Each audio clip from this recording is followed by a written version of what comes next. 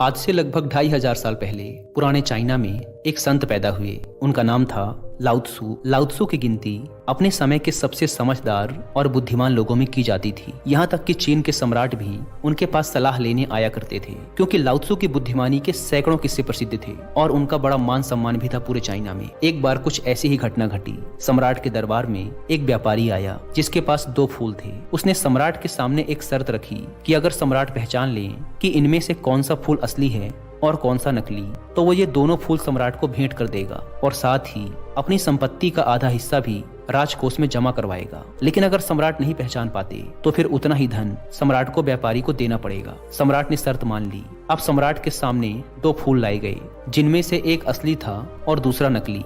लेकिन उन दोनों में फर्क कर पाना बड़ा मुश्किल था, क्योंकि देखने में दोनों बिल्कुल एक जैसे लग रहे थे।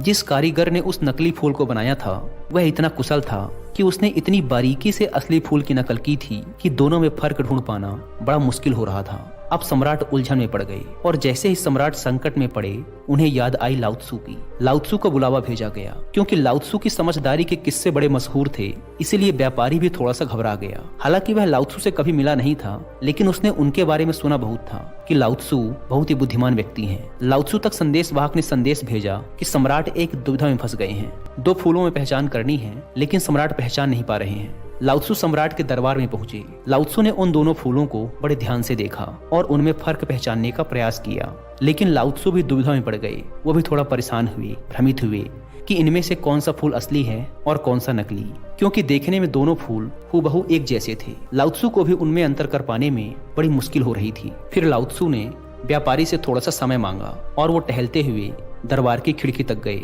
और उन्होंने उस खिड़की को खोल दिया।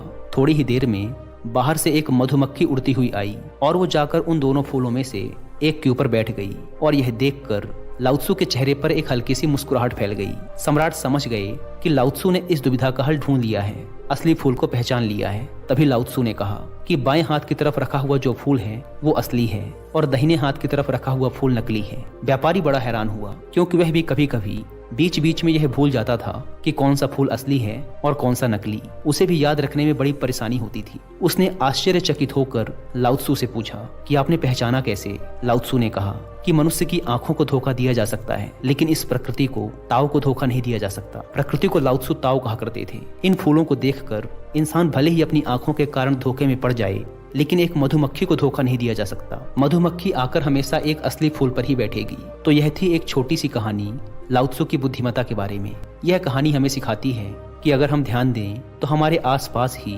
बड़ी से बड़ी समस्याओं का समाधान छुपा होता है। आशा करता हूँ कि आपको यह कहानी पसंद आई होगी और आपके जीवन की दुविधाओं को हल करने में यह कहानी आपके काम आएगी। धन्यवाद।